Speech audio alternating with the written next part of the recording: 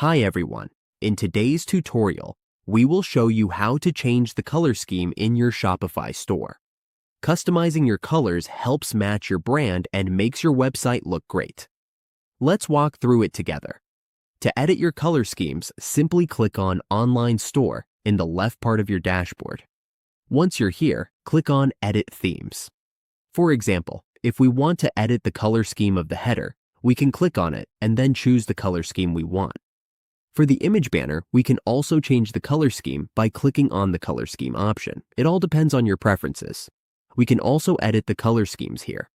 Just configure it by clicking on the sections we want to update. On the right side, we'll find the color scheme options. That's how we change the color scheme in a Shopify store. With the right colors, we can create a more professional and engaging shopping experience. Just don't forget to save after making any changes.